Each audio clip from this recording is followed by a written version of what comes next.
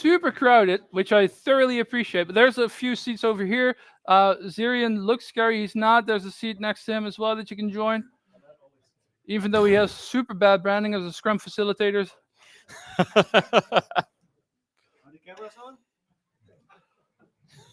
So obviously, first things first, we're going to take a selfie. Super important. Thank you all for being here. Really appreciate it. And cheers to y'all. Cheers. Cheers. All right, cool. Now, that was that. Done. Enjoy the Christmas. We really appreciate y'all being here.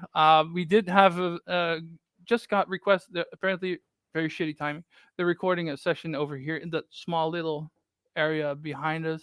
So if we can keep it down a little bit, I will do my best. You too. Yeah. That should be good. Now, where should we start? It's been a long journey. Yeah. This is a live streaming as well. It's going to go straight to YouTube. So if you don't want to be on camera, don't be on camera. I've got my lovely assistants over here, Martin Dalmijn. If you have any questions throughout, there's a microphone that we can carry through. Yep. You good? I just give it to them. And Sweet. Yeah. You're the eye candy. We're just the ones with the content, right? You should ask Anyway, where should we start off? At the It's been a beginning. 2.5-year journey. The fact that I think this is the biggest meetup that we've ever had in this studio. So kudos to you already. Now, I know the most important thing for you to be here, as most of you are Dutch, is the free book. You can get the stuff over here. The books are over here. Feel free to pick that up as you go out. If you don't want that, leave it here. All good. Any other additions for now? No, thank you very much for coming. We are actually different people, even though we look the same. All right, Sander's just a little bit taller than me. But yeah, thank you very much for coming. We want to kind of keep this relaxed. I think it's fair to say. Neither of us are very professional. So yeah, if you have any questions, feel free. Martin will come and bring the microphone out to you. And I'm going to really screw you up now. We have a few slides. Nobody likes a PowerPoint presentation in the evening. We have a few slides just to kind of structure us, just in case we were too drunk to remember what we wanted to say. But yeah, hopefully we can kind of keep it on track, keep it to 30, 45 minutes. Ish. Some time for questions. Yep. Then that's it. If you feel the need to move out of the room in the meanwhile, because everything is overwhelming, feel free to do so. We don't keep you hostage over here, so you're good to go if you want to go. But we're finally here. We're done. And I appreciate you guys being here specifically. I see some former colleagues being in the room as well. This is full circle. Andries, Paul, super nice that you're here. Andries and Paul, former colleagues, actually, they were part of the beginning of this journey when I started working with my previous company. The first ever public meetup that I've done ever was with Zirian as well.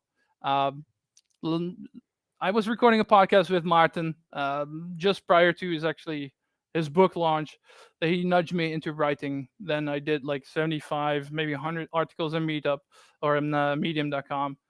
And it ultimately culminated in this book. And last year we did, in this very space, we did the Meetup for your book. And now you're here. You actually wrote the foreword to our book as well. So thank you very much for doing that as well. It's full circle. So thank you.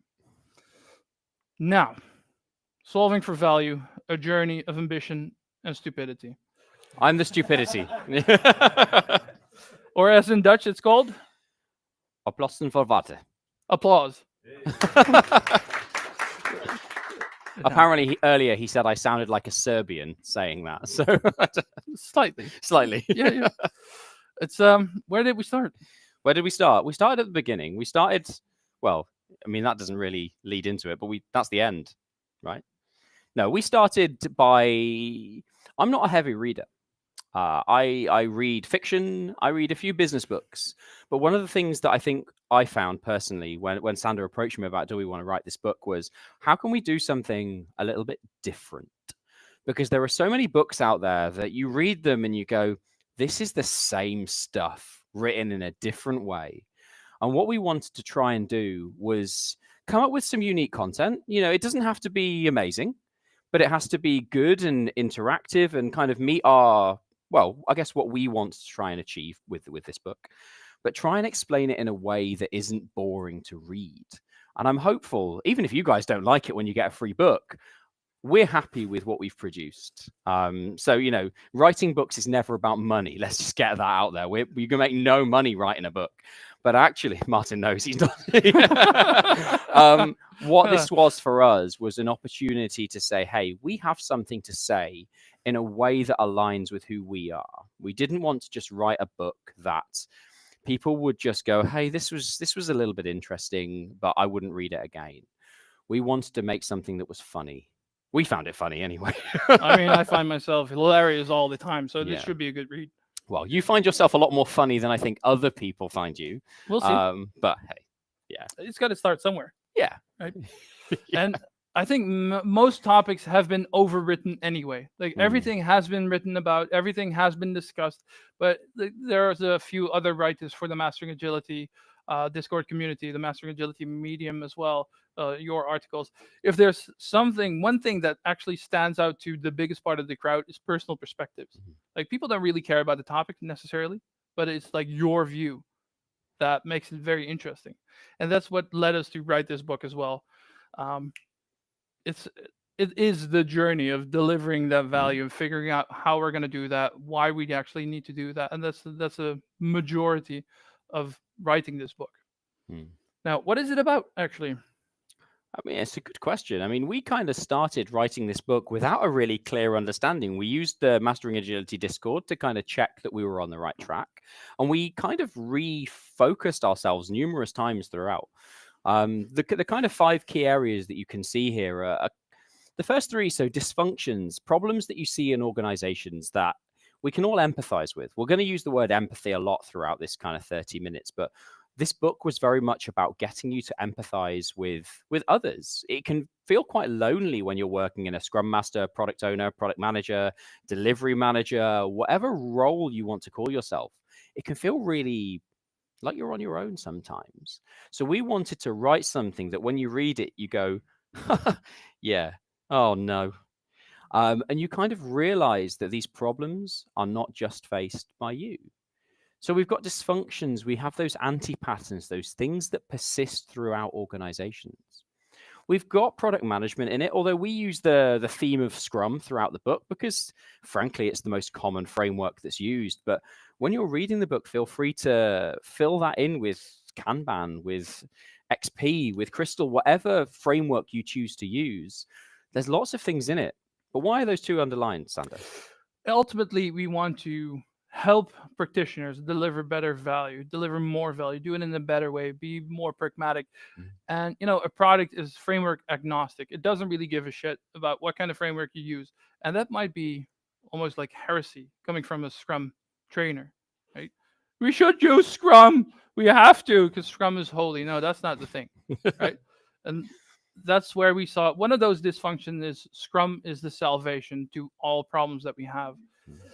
And that's definitely not true. Like one of the founders of Scrum, Ken Schwaber, said, Scrum is like your mother-in-law. It points out all your flaws.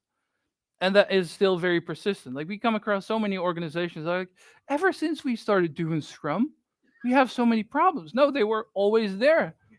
Except now they're just painfully transparent. And that's the problem that many organizations face.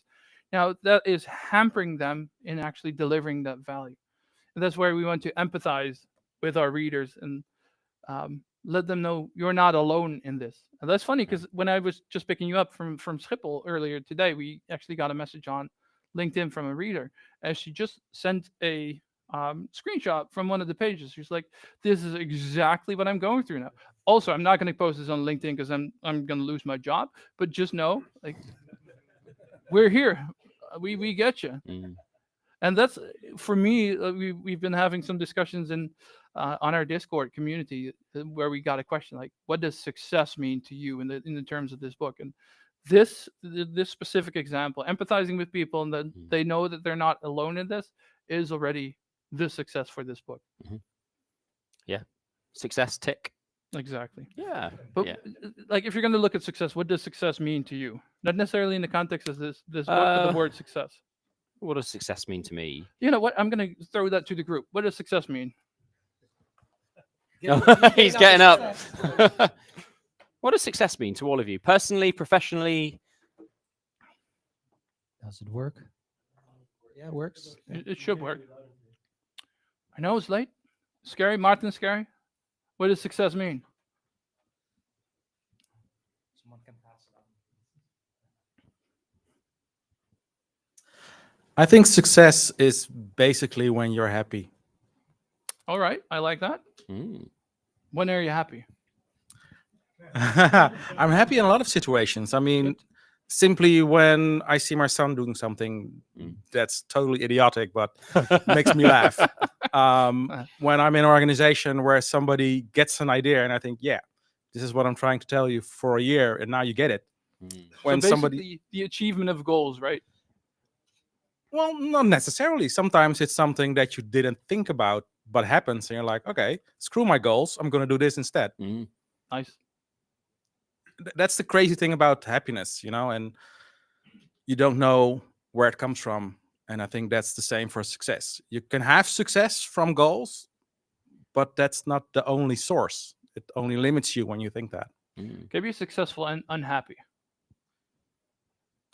Depends on your definition of success, I think. It I mean, depends. for the society, they can see you as successful, but if you yourself are unhappy with it, then people could say, hey, he's successful and unhappy. But I think you yourself might have a problem defining for yourself if you're happy or not in that situation, and thus if you are successful or not. All right. Appreciate it. Thank you. To us, success means the achievement of goals and being happy. Mm. And that's something that many organizations do not think about. So the dysfunctions, anti-patterns, it starts with not really knowing at what point is good enough, right? When do you achieve our goals? And that's where we want to help people deliver that value as well. Value is one of those super vague terms that if we ask that in our trainings, what does value really mean? We'll get 30, 40 different kind of answers. Yeah, I mean, happiness and we spoke earlier on the podcast, didn't we, about what enough is? And for us, it's really undefined, but in a good way. Who wants to define value and success and enough in a sentence? Nobody does. When you, well, like you say, when you see your kids doing idiotic stuff, they can fail, they can do horrific things, but if they then stand back up again, that's success.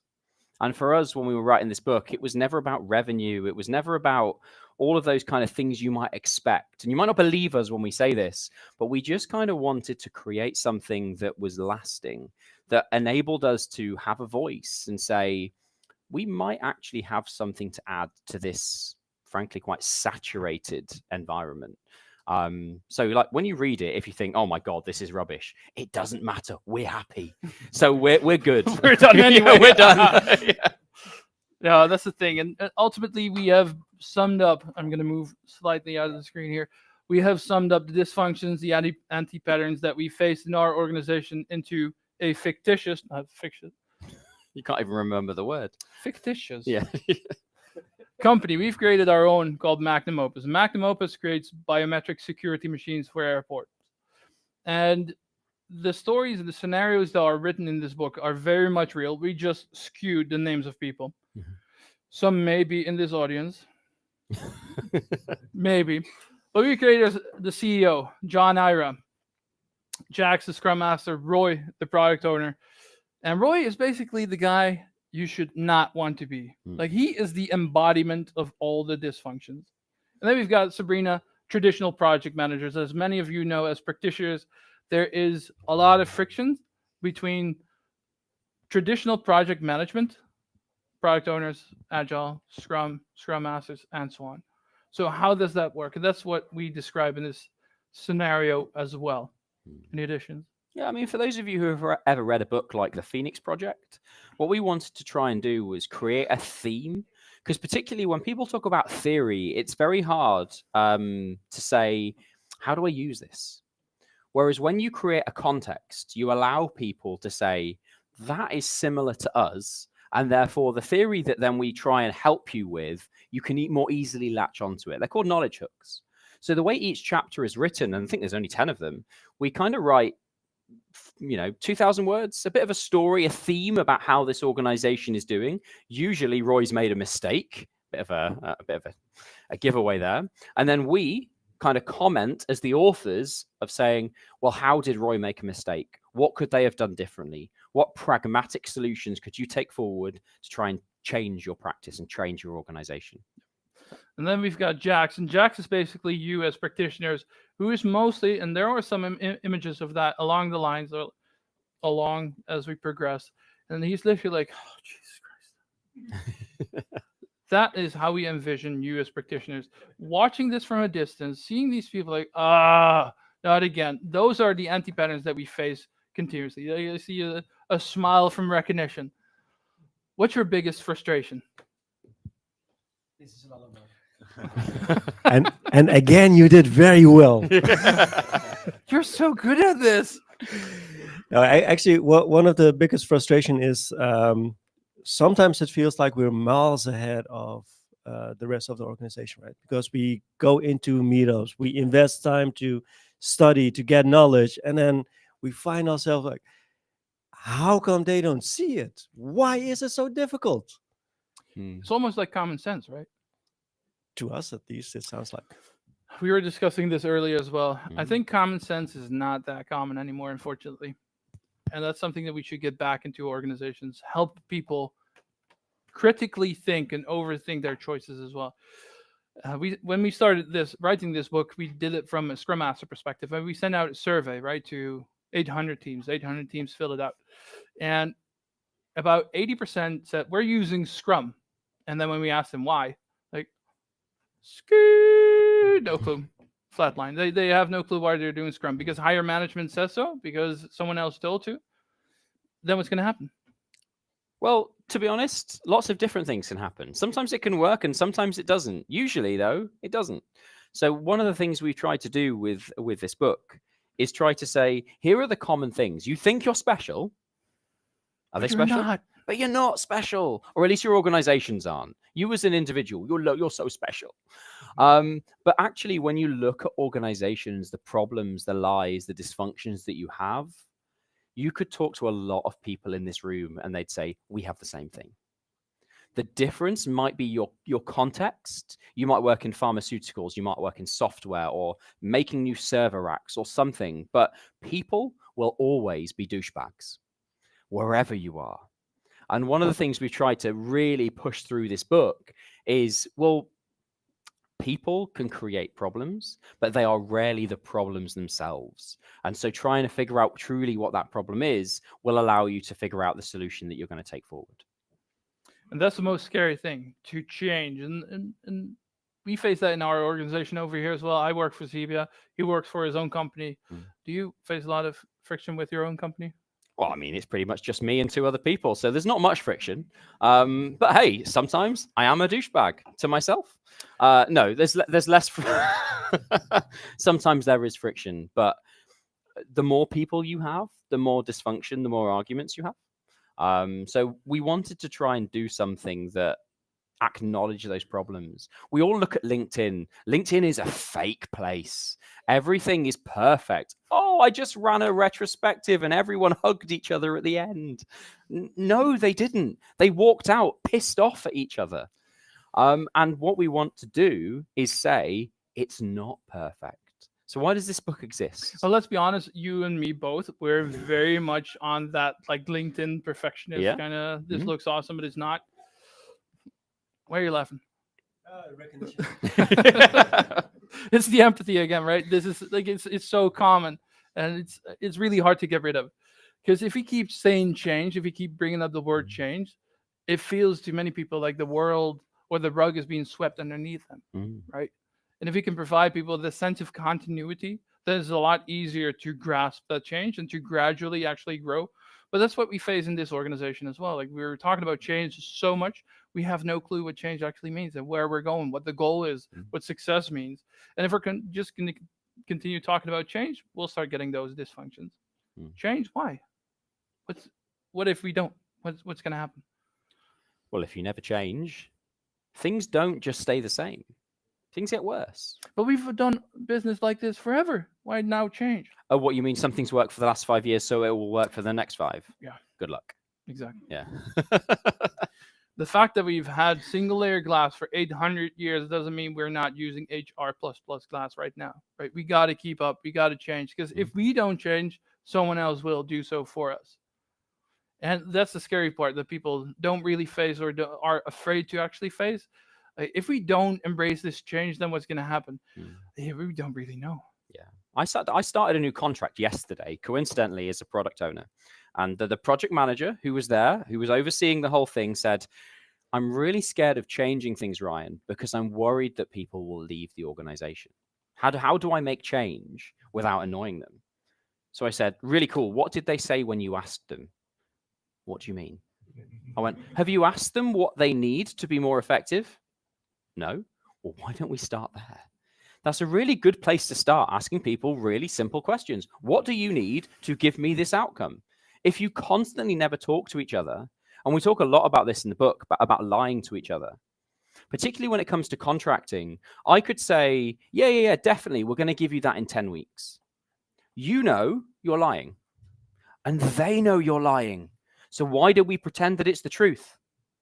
That is how organizational contracting works. We make commitments to each other that everyone knows is a lie, and yet we hold each other to them. It's just Martin, awful. what's going to be for dinner? June 26th, 2025. Pizza. Sweet. What kind of pizza? Pineapple pizza. That is not an answer, guys. Pineapple does not belong on pizzas. Jim, I know you're watching. How likely is that to change? Yeah, very likely. Exactly. So why, this is a fairly rudimentary kind of thing, right? So why do we still insist in many organizations to fix roadmaps on the dot? Feels nice to know what you're going to get. But Illusion of what you're going to get. Exactly. Fata Morgana, it looks really beautiful. Like, oh, it looks beautiful. There's water, and then you walk towards it, and there's nothing. Exactly. And then you come there, that you actually get close to deliver the fuck, it's not there. It's not going to be pineapple pizza, right? Yet many organizations still fixate on fixing their roadmaps. Like, we got to know exactly what we're going to deliver. We ran across an organization the other day that had 10-year fixed roadmaps. Fixed roadmaps. You have to deliver this or else. Right? The probability that these things will change, that these features are not going to be delivered the way that they anticipate for, is really, really high. Yet that's something, assuming from the smiles and the nodding, that many people actually experience as well. Like, we have fixed roadmaps, whether that's in 3 months or in 2 years or in 10 years. Yeah. I don't know about you guys. My team can't plan 2 weeks ahead. So can they do 2 years, 5 years? No. So one thing I try and advocate a lot is to do roadmaps in circles, right? Now is in the middle. This is what we're working on. Next, it's a circle, concentric circles. It's going to be one of these things, probably, but what's going to pull into the center? Later, even further out. But the more important thing for me is have that trash can next to it. What have we consciously gone, we are not going to do that thing? And that's really important for those kind of project oversee type people to see they've made a choice not to do that. Because if you just constantly leave things in your later, you know you're never going to do all those things. Once you've made the choice, put it in the bin. Maybe we should add a column called never. Never? Now, next, later, never. Sweet. It's important. It's like we wrote that in the book. I don't think so. You did. I'm a genius. You definitely did. He's checking now. You did. Instant fact check. Yeah. Nice. But that's the thing. That's why we want to provide our experience as well as tools. Like, there's a little logo on the back. I'm going to steal this right here. It says GitHub resources. There is a page, like a GitHub page that we created that provides like mural templates that we created for ourselves, but that you can definitely use for free as well. That could be product walls, story mining templates. That could be like these kind of roadmaps. It could be anything that might be useful to you guys. And we're going to continue actually building that, so that the whole purpose of this book is helping other people to deliver better value, deliver better products, is going to continue in its mission. And I think that's where things started to get interesting, because now starting this whole, go. Can I interrupt you? I did a fact check, and a fact check is now, next, later, not a focus. Oh, that's close enough, though. So Close enough. I win? Close enough, right? Yeah. Fine. Still better than not having Yes. Yeah, it's the not a focus is more like a transparency kind of thing that we added, so the stakeholders actually see like we have contemplated doing this, but we don't see the use of this for the achievement of our goals. So we want to be transparent. We want to be honest about your request. Like it's here, we've seen it, but we're not going to do it. Hence the not a focus. And else, if we continue just taking up everything that our stakeholders ask us, we'll end up with a marshmallow backlog at best. And marshmallows are nice, they're big, they're fluffy, they look cool, but they don't really add a lot of value. And if you don't treat these kind of marshmallow backlogs, they'll turn into graveyard backlogs where ideas come to die. That's something that we should prevent. Hence the not of focus. So that was next.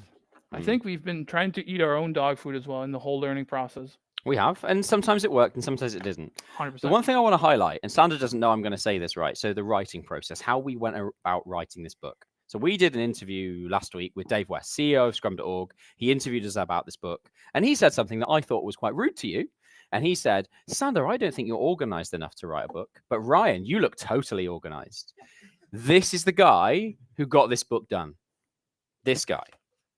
Whether you believe it or not, and I know you do not believe it, this is the guy that was super organized, who I would say did more than 50% of the writing. You did the barcodes, you did the ISBN, you designed the cover, right? Mostly, with our wonderful graphic designer, Alina Glindevi. The writing process was so challenging, wasn't it? Like, and you know, with you, yeah. right? And with you as well. You think, hey, I'm going to open up a Word document and I'm going to type words. And when I hit 50,000, 60,000, I've got a book. No, you don't. You've got proofreading, you've got editing, you've got graphic design, you've got formatting, you've then got ISBNs, you've got editing, marketing, Amazon. Oh my God, they are awful. Sorry to Amazon people in the crowd. It is not easy to write a book. Would you do it again? We're doing it. Well, yes, but like there's a very nice little statement at the beginning, and I'm going to read it for you. Yeah. So here's saying, Ryan, to Sander, we're never doing this again. Ryan. Then I add, too late, I already started and put your name on it too. So you're kind of stuck with me. Too bad for you. Anyway, in the beginning, we started to try and put this whole writing process in a Scrum frameworky thing as well. Like, well, I think we can do this. We know exactly how Scrum works. No, doubtful. Like, there are some beneficial elements to iteratively, incrementally adding some stuff, but it's like overcomplicating. Yep. How did you use Scrum to write your book? No, I never tried that. I had a burn down chart and that frustrated me. And then I did nothing except just say, I'm going to write 1 minute or 10 minutes per day. Yeah. And then when I wrote 10 minutes, I could stop and usually I continue. That was my biggest trick. Fair. All right. Well, we try. Oh, sorry. Yeah. I have one here. Thank you. But we tried to put it in the Scrum framework as well. Again, it didn't really work. However, there were useful elements to figure out what is actually valuable and the kind of tone that we want to put into practice. We've written this like there's so much drive management kind of books, and this reads like a bar book. It should read as if you're sitting next to us in a bar. Like the tone in the book should not be any different than listening to our podcast, having a drink, while obviously we're going to sign your books afterwards. These whole kind of things that really help us define our tone. In the beginning, we had some, let's say serious kind of tones in the book. It didn't really land well. That's one of those things that we learned by putting this into our Discord community, get some rapid feedback, and then immediately adjust on the fly. But once we hit that tone, we're like, this is the sweet spot where you could really dig it out and carve it out. And that's when the things start to emerge. Like this over here, this beautiful cool image. It's a sprint 1, sprint 2, and that's kind of where we're stuck.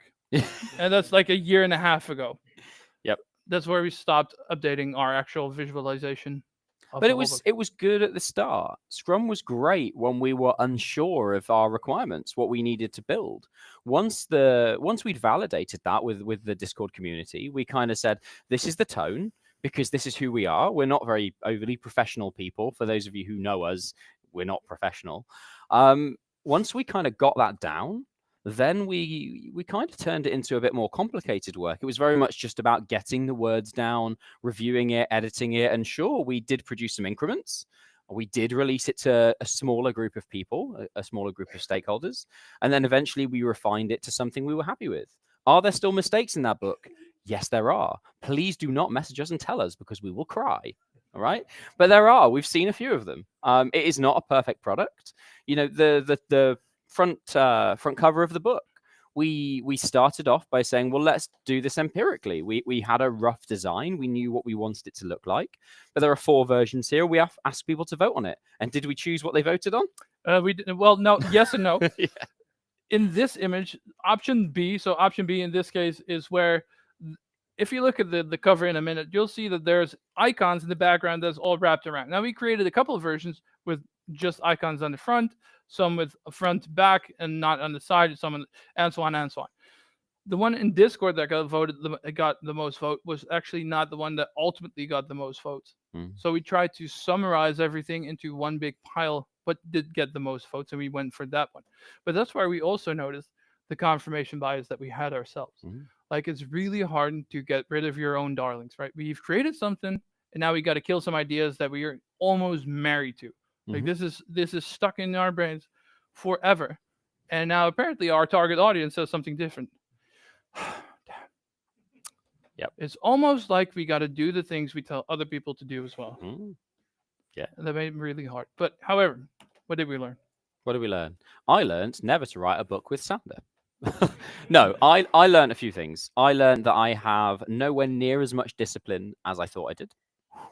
I learned that it is focusing on one thing really does help. I run a business, I do consulting, I do training, I apparently write books, I do podcasts, I do lots of different things. And if I don't focus on one of those, I end up completing nothing. I also learned that writing a book is harder than it looks. I also learned about what success means for me. I learned that producing this thing, whilst it's cool, all right, and I'm very happy to have my name in print, and this is something you can't take away from me. I've got an ISBN number against my name. I learned that the production of this book was more valuable than the product itself. This was an experiment so that we could learn how to do it, so that if we did decide to do another one, we would know how to. So we've learned that, well, spoiler, we're already writing the next one. It's not a sequel. We learned that producing consistent increments and integrating all the time works well. We learned that rather than having a mural board, that actually having our chapter layouts with 3 or 4 bullet points really helped, so that we could kind of prompt each other to make sure that when we're writing certain chapters that they could be included. That guiding is better than over specifying. That's what we learned, or what I learned anyway. Yeah. When I started writing this book, I created the company, or the magnum opus idea, and I approached Ryan like, I created this magnum opus. It means my best work ever in Latin. And I learned that that's not true, because I quote, "No, it's not, asshole. I studied Latin. It's definitely not true. Like, it's the biggest work." So I immediately got corrected on the spot. And that's also where peer reviewing comes in very handy. Like, you're blind to your own, you have your own blind spots. And having a peer like Ryan really definitely helps in that sense. Also, again, the whole process of refining your ideas, writing tones, apparently there's a big difference between UK English and American English. Yes, there Which is. is super confusing at UK times, English is the correct English, just to be clear, right? coming from people driving on the wrong side of the road. Do you know what, another thing I learned? Doing it in a partnership, having that accountability buddy, so much easier. Accountability buddy, according to South Park. Yes. Doing it on your own is making it way harder than it needs to be, because you have no one to say, come on. Yeah, Martin did it on his own. Doing it on your own, there's no one to say, hey, come on, you're behind schedule now. Let's get things done. Whereas we kind of helped each other a little bit there, right? This bit's ready. Please review it. Let's move it forward. And I think we did almost. So it took us 2.5 years to write this book in total, but we did nearly all of it in the last 6 months, didn't we? Yeah, but also because we, again, incrementally and iteratively changed course. Because initially we started writing this from a Scrum Master perspective, and then we figured, along the lines that Scrum, not necessarily Scrum as a framework, but the focus on Scrum started to fade out. Like people are just change fatigued, and they have been whacked in the head with the term Scrum, and they're like, oh, here it comes again with the stupid Scrum. People are done with Scrum, so we started to move on to more of a product management kind of perspective. And that's something that is super interesting to see as well. I think Scrum has become a commodity in the majority of, especially this country, but more in the product management world as well. And now we started to adapt to product management. So there's a difference in that as well. Yeah. And Scrum still has a value. Just to be really clear, we're stood here as Scrum trainers. We still very much believe in what it can achieve. But I think it has been oversold to the point where people don't believe in it anymore. So I actually don't care what you call it. But hey, let's just go back to common sense development, do something, check something, see if it's right, and improve it. Beyond that, I don't care what you want to call it. So we're calling it Scrum and product management. If you want to call it, come up with a new name. That's fine. Brand it. But use common sense to deliver your products. I think we can slowly start wrapping up. I think we can. Again, the major message from tonight as well for many organizations is you're not special. Many organizations have been there. Many people have been there. Let's learn from those organizations. And if there's one thing we want you to take away from this is try to focus on what is unique to your organization, how you can evolve that and not necessarily copy paste. Spotify framework, Spotify model doesn't exist. Figure out your own framework and start evolving from that point on. And one way to start with that is by reading this book. Many of the lies that we've seen organizations tell, the first one, more people is better output. It's like trying to deliver a baby with 9 pregnant women in 1 month. It's not going to work. More people to an already late project is going to make the project even later and the quality even worse. And Scrum, oddly, is not the only solution. It's a very popular one, but it is not the default answer, right? If you think you've got complex products, it's a good place to start. I think a lot of us wouldn't necessarily disagree with that. However, if you're realizing it's not working with intention, not just, oh my God, this is showing too many problems, that's a good thing. But if you're doing it and you're trying it and it's not working, then maybe try something different. Let's adapt. Number 3, what's KT? Knowledge transfer. It is the salvation of many problems. No. Like we've seen so many people that have been working in the organization for 15, 20, maybe 25 years. Now they're leaving, and management expects them to cram up all their information in like 2 months, do some knowledge transfer, and good luck. That's not how it works. Yeah. It's like fire hosing someone with knowledge, waterboarding someone with knowledge, expecting them to retain everything. It's not going to happen. Same with roadmaps. As soon as you realize that person's leaving, you've already lost the game. If you realize that you need to absorb their knowledge, you've lost. It needs to happen slowly and passively over time. Number 4, roadmap shouldn't change. We've spoken about this one already. Anybody who thinks a roadmap is fixed is an idiot, frankly. And there's nothing more that needs to be said on that. Right? Exactly. Yeah. Same for the product backlogs that can suck up everything. The marshmallow backlogs, graveyard backlogs, don't do it. Splitting your time across multiple products like podcasting, books, It's a bad idea, right? Well, it depends. It depends. We all know it. When you, as an organization, particularly if you have lots of employees and you say they can spend 10% of their time on innovation, they can spend 20% of their time as a line manager, 50% on projects, and 10% doing learning, right? It doesn't work. What every single person will do every week is commit fraud. They will guess what those hours are and just make them add up. True? Exactly. Yeah. Yeah. And it's the same with like, let's try to improve that process. And then we have a retrospective. Anything that can be improved? No. No, because our process cannot be improved. We have the perfect process because we're doing Scrum. Nothing can be done better. Like we're done. We're golden. Good to go. Anybody that says their process is perfect is either working in the world's most amazing team that I've never met or is lying to you. And I know which one I think my money would bet on. Those teams that I come across that they pretend that they're living in this kumbaya world, like nothing can be done. We have the smoothest process. They scare the shit out of me. Also, scaling seems to be synonym to adding more people. Scaling up, it's always scaling up. Add more people. Do safe. Do something else that no one really enjoys. It's not about scaling up. How about try and scale down? How about focus on stuff that we should not do? Like try and Does anyone know Chaos Monkey from Netflix? Of course you do. You're the genius here. Tell me more. Yeah, I mean, Chaos Monkeys, right? Is that they let a monkey like run a test to destroy your product, right? Basically, Yeah, I mean, I'm explaining it poorly, but that's it's a feature, a tool indeed that breaks random functionality. Was it off? Was it on? It's called a demo effect, huh? It's where where the tool called Chaos Monkey just breaks random functionality to see to test the rigidity of Netflix. And earlier, I think 2 years ago, they just broke down an entire data warehouse over here just to see if the product of Netflix can continue running by itself. You should be the Chaos Monkey of your product. Just yank out some random product backlog items from your product backlog and see if stakeholders start screaming. If no one starts screaming, it's not important. However, do we need those reports? They're the most valuable, right? No. Do I need to say any more? No. No. Cool. Moving on. Reports are not the most important thing.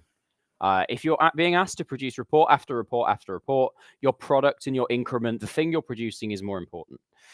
Are some reports useful? Sure. It depends on your domain. But if people are saying, I need a sprint burn down chart, or I need to know exactly what you delivered in certain sprints, there are better ways of doing that. One of the things I use in my teams, particularly for retrospective actions, I use a timeline. So sprint 1, sprint 2, sprint 3, sprint 4, and just a little line off it that says, this was the improvement we made in this sprint. This was the one we made in this sprint. So actually, over 2, 3, 4 months, you start to see those small improvements and whether they've made a difference. Importantly, reports are not these transactional things that get stored in Confluence, where knowledge goes to die. It's just, I got a little laugh. It is something, if you're going to produce a report, put metrics on it. How many people read it or watched that video? And if the answer is 0, delete it and no one will ever ask for it again. And that's the thing, right? Many people focus on those reports. We got to have the burn down charts. We measure velocity. We have to need all these kind of metrics. Metrics by themselves don't hold any value. It's how we choose to interpret them and how we can apply that to form and drive decision making where actually value comes from. Reports, unless you build a tool like Jira that builds reports, don't actually hold any value. Same with products deliver value. Yeah, a lot of people might look at that, products deliver value, and think, why are we saying that that's a lie? Well, it's because products don't necessarily deliver value, people do. And we focus so heavily on the product, which I don't necessarily disagree with. Metrics, products, that's the thing we sell, that's the thing we market. But we often don't value the people who are delivering that. The people behind it, when they say, I'm overworked, or sometimes I need more compensation. When we try and hire new people, we spend thousands of euros and dollars and pounds trying to recruit new people, when if we just gave someone else 10,000 euros and could keep them for another year, it would be cheaper. We need to make sure we get our perspective right, that humans, people, are what deliver value. And then last but not least, I was driving past this baby park truck when I came to the office today. And the word baby, put that in front of any given product, and it triples the price. That seems to be the Weddings same. do the same. Right? Weddings, Marriage. but also now Yeah. AI, especially this year. AI is the same thing. It triples the price of stuff, but also automatically, we've done AI stuff. Now we have more value. It automatically creates more success. No. Yeah. AI just means sticking ChatGPT in it, right? Yeah, That's all it means. Yeah. Mostly. I'm an AI consultant, by the way. My rate is 2,500 euros a day. Yeah. Sweet. I'm joking, by the way, just to be clear. On the rate or the It's 4,000. Yeah. Exactly. And with that, we have slowly moved into the end of this presentation, this launch of the book. If there are any questions, we will answer everything with a consultant answer. It depends. So yeah, we welcome any questions that you've got. If you have any, cool. If you don't, let's drink. Oh, there's always a question. Sorry, question. Okay, not to get between these people. AI language generation writing. Are you planning to use it? And if so, how? And if not, why not? I'll take that. You used it, right? So I used it in the generation of this book. I don't necessarily agree with AI generation for creative work, creating ideas. because I believe that creative ideas need to come from experience and based on truth. And we all know that AI can come up with some real rubbish. But one thing I did use it for, so once I'd written 10,000 words, I'd run it through and say, does this make sense? Often correct this English spelling for American spelling, right? One thing I think AI has a huge benefit for is consistency. And right now, can it be used in book generation? It can be, and we see a lot of people, particularly on Amazon, creating those 99 cent books just to aim to get bestseller. It's AI generated crap, frankly. Whether anyone chooses to buy this, whether anyone chooses to read it, doesn't matter to us. I think AI has a place, but I don't think it can replace humanity. No, exactly. To continue down on Ryan's answer, AI is an augmentation of like product management, product owners, developers, and I think many people try to treat that as the replacement of, especially from a product manager perspective. I don't think it's going to replace anyone or any in that sense, because it's the augmentation, and we still need to do the creative work. The only reason why we did use it in this book is to translate really quickly, and still with heavy editing. We use DeepL. I don't know if I now butcher the name. It's DeepL. I don't know. But we just chucked the whole book in there, translated that because it keeps like the formatting, the whole design, and then we did some heavy editing on the processing. But it's really interesting to see how accurate this stuff gets. Does that answer your question? Yeah, cool. I think for me, AI is also about being honest. We could have easily put that book out with AI in it, but that wouldn't have felt right for us. So yeah, we could have used it. We didn't have to be honest. I didn't have to say that I had used it. But for me, it's about being authentic. And we did use it, but only for editing tweaks and stuff like that. You said you're already starting to get started with your next book. What are you going to do different this time? Ooh, good question. We've got lots of things we're going to do differently. Yes, not use Scrum to do so. The whole structuring of like the folders behind it. When we started doing this, we split the chapters, and then we did like individual parts of the chapters, and then try to integrate that. Now we just have one document that continuously iterate on that. So we've got version 0.0.0.0.0.1, and then we continue from that point. I think there was an extra 0 there, but yes. Probably. Semantic versioning. Exactly. Yeah. So that's definitely one. I think what we learn very strongly is how Amazon works as well, and I think that's going to help us as well in the formatting, because initially we're like, we have so many words, but we don't have that many pages. Oh, right, we're writing on A4. Yeah, that's not going to be the size of the book. It's all these kind of tweaks, but also something that we will continue to do is check with our target audience whether this resonates, whether it actually works, whether it's helpful or not. Kill the ideas sooner than we continue some ideas right now. Yeah, I think style as well. So we found that professional wasn't our style. So already we're like we're becoming a more mature team. You're not mature at all. However, as we progress, I think I could almost write like Sander now, and Sander could almost write like me, although not quite as good. I would tweak the UK version. Yeah. My point is, I think the style is something we've got closer together, so that the editing is going to be a lot easier as we progress. Our definition of done has definitely got tighter as we move forward. So I think this one's going to take a lot less time. I think so. Hopefully, we'll be here at the same spot next year. Do not pin me down. It's not a roadmap. That's too ambitious. We'll see. Any other questions? No. Yes, next year we'll do the meetup with Pineapple Pizza solidly. It will be in the UK with people who enjoy proper pizza. Yeah. Sander didn't say he would be here with a book. He just said we'll be here. With pizza. Yeah. Question. I have a question. I'm a firm believer, create the right environment and great things will happen. So how did you create the right environment while writing? By not letting him speak too much. How do we create the right environment? Right. I'll answer that question honestly by saying I don't think we did until about the last 3 or 4 months. I think deliberately. Yes, in some ways. I was quite passive. I had a lot of things going on. We didn't talk frequently enough. I think. We actually almost kept it quite transactional. We said, you're going to focus on that chapter because that's your specialism. This is my specialism. And I think the culture of it just didn't work, particularly until the end, where we both got together and said, what do we really want out of this?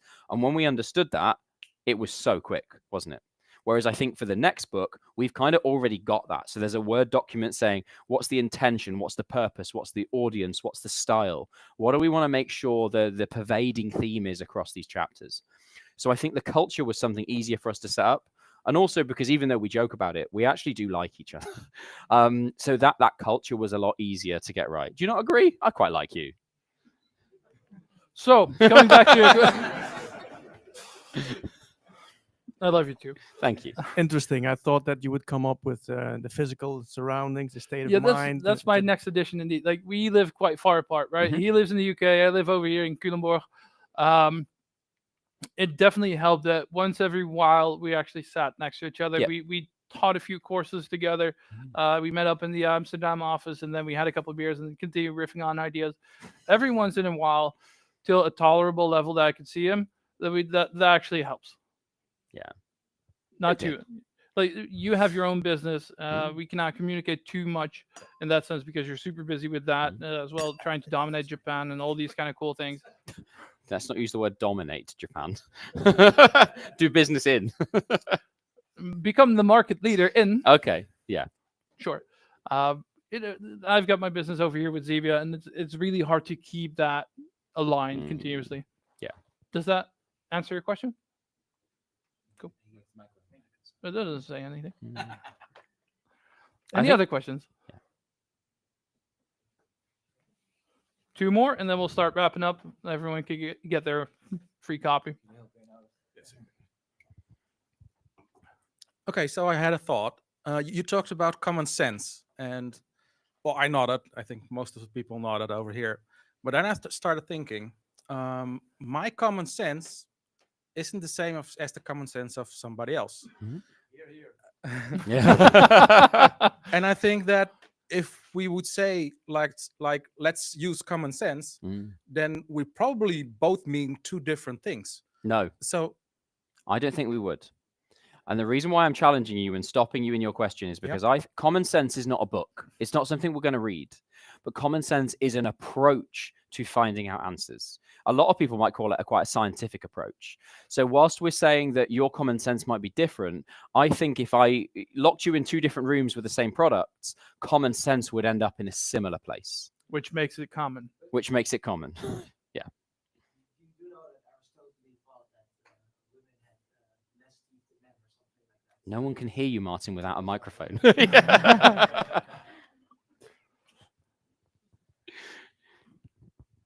Aristotle thought that men and women had a different number of teeth, and he believed that, and he never counted. So Yeah. is that is common sense something new then? No, that's just No? assume, right? And the problem with assume, and I 100% stole this from YouTube, is going to make an ass out of you and me. Assume. And that's the problem. There's still so many assumptions that people just don't verify, but automatically just jump to conclusions.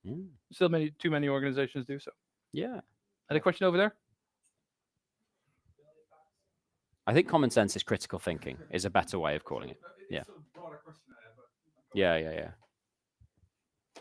You guys mentioned that you had to let go of some ideas. So I was just wondering, maybe you could give us all a small thing that you had to let go from the book, so that we can say at a birthday party, because we're reading this book, and we can say, well, we've read this awesome book, we've met these people, and did you actually know that this was also supposed to be in the book? First of all, if that's going to be the topic of your birthday party, it's going to be a sad party. You're invited. It's fine. You can come. I'm going to stick you to that. You want to go first? Initially, one of the more heavy things that we let go of was the notion that it felt almost tragic that if we would pass away ultimately somewhere down the line, hopefully, that there's like nothing that is remaining from us.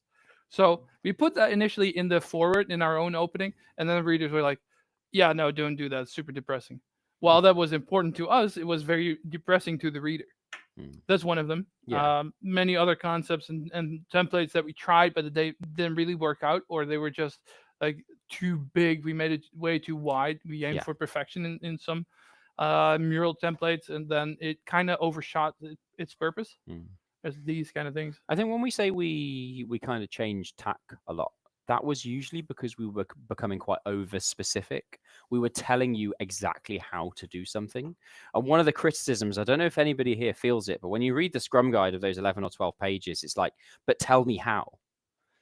But the problem is, if I tell you how, I guarantee I'm going to be wrong. So one of the things we kind of cut out was where we were saying, I don't know, let's take an example, product goals, right? We'd say, this is how you write a good product goal. But then people were saying, but that's not how I write it. Am I wrong? And obviously the answer there is usually no.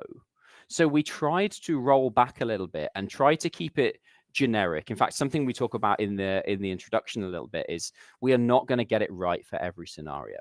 We're going to try and give you generic tips for you as a professional to move forward with. So I don't think we necessarily cut topics, although we definitely scale back things like management and leadership towards the end. More And, like volume. and scaling, I needed to make you at least a little bit professional on. But I think it was more about how we made sure the material came across rather than concepts. Does that answer your question? If that's the points that you guys loved, that was the. Is this going to blow away your party audience? Probably. But no, thanks, guys. Thanks. All right. Yeah. Now, we don't want to soak up more of your time. It's almost 8 o'clock on the dot. Like we said, we in the invitation, we said we would stop at 8 o'clock. Mm-hmm. Can I get an applause for Martin, our lovely assistant? And also, I don't know if she's like lurking somewhere over there, but Femke and the other ladies from hospitality, they did a really good job in making this possible. So another applause for them. And last but not least, for my evil twin sister. And for Sandra at the same time. Thank you.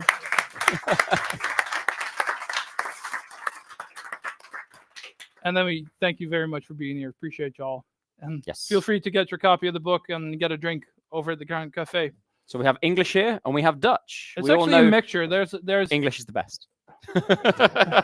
There's both on all sides. Yes, there's both. Help yourself, and guys, it was a pleasure. Thank you very much. Thank you so much. Take the mics off. Come again? Yeah, mics off. Yeah, mics off. Thanks.